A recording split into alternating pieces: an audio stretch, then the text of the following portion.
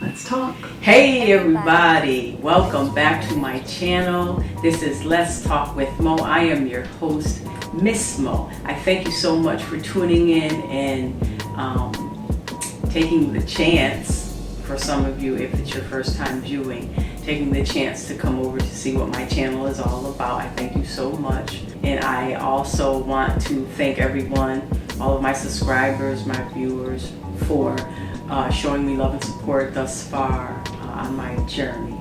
Let's get started. So, I had to come on here and talk about what everybody else is talking about, and it's a crying daggone shame. Miss Mariah Carey, y'all. Miss Mariah Carey and her New Year's Eve performance, or debacle, is what I call it. And that's what it was. It was a crying daggone shame. Miss Mariah Carey, along with other performers, was on the Dick Clark's New Year's Rockin' Eve show. It's been coming on for decades. It's been coming on for ages. And to my knowledge, as long as I've been watching it, there really hasn't been any, mishaps or anything. The last time I remember watching it, I remember watching Mary J. Blige. And she did beautifully. She sang very well. She sang live, no lip syncing. I said all that to say Mariah started off with singing Old Lang Syne. I don't know if she was lip singing that or, if she sang it live. Then after that, she was supposed to sing 2 more songs.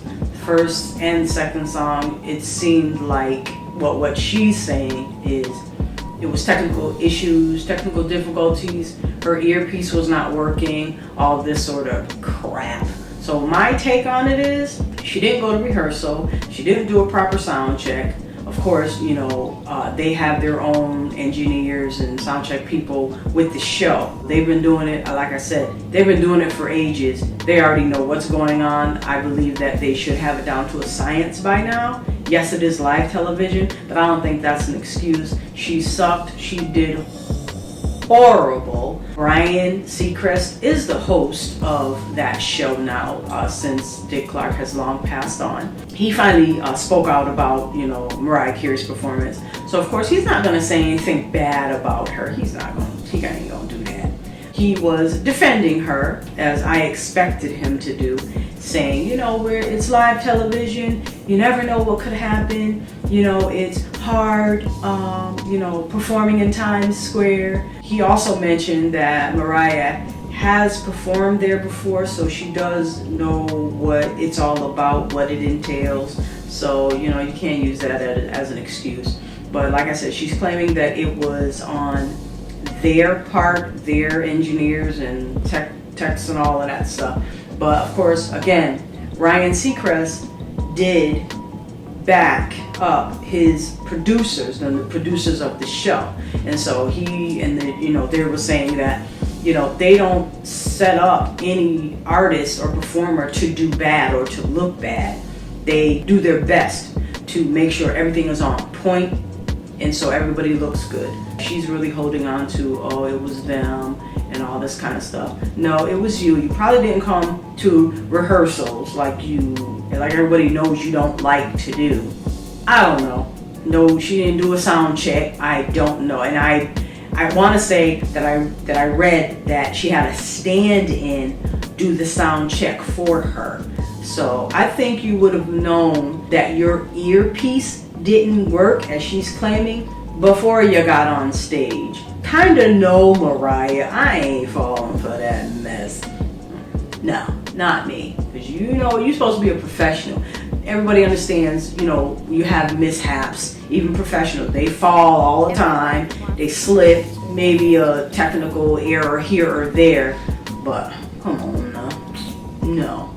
But yeah, it was unfortunate.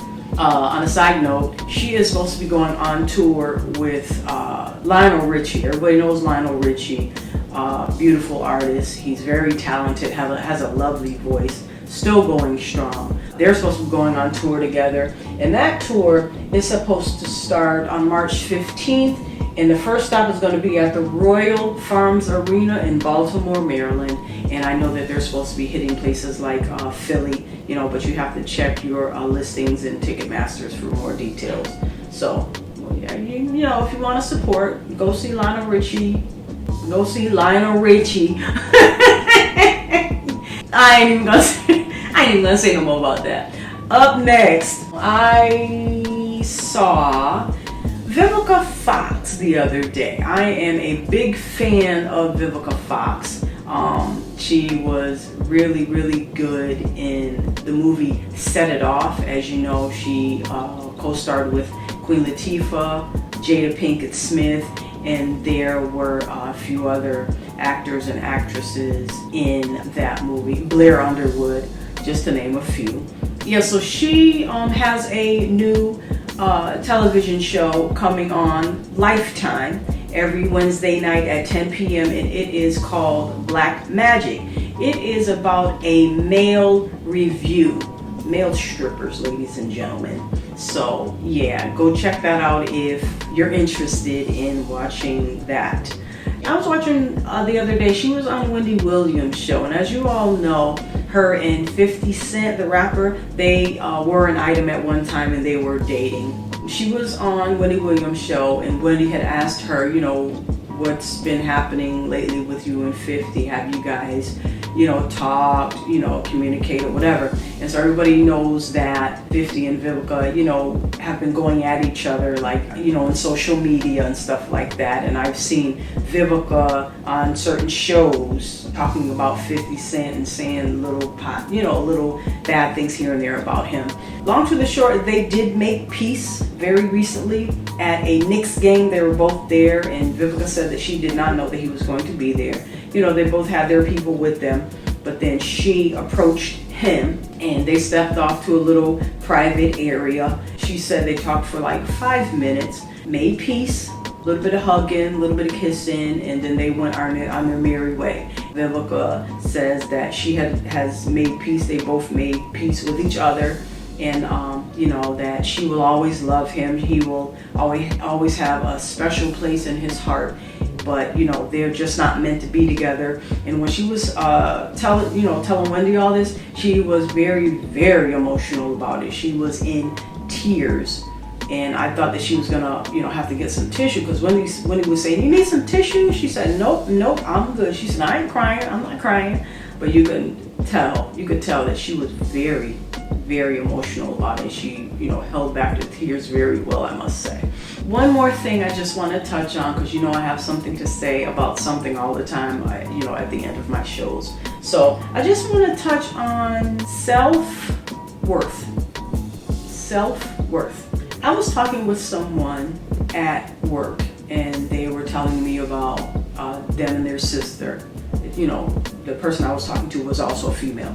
So she was talking about, you know, my sister this, my sister that. She's so much thinner than me. She's prettier than me. Her skin is prettier than mine, and all this kind of stuff. And we would talk often, you know, about her sister, or you know, she's coming over for dinner, or I'm going over there. Me and my husband and my family were going over there to see her for dinner, and you know, she's so pretty and she's thinner, yada yada. One day, you know, we were talking, and she said, "You know what? I finally came to realize something." She said, "I finally came to realize that I need to stop doing that. I need to stop comparing myself to her."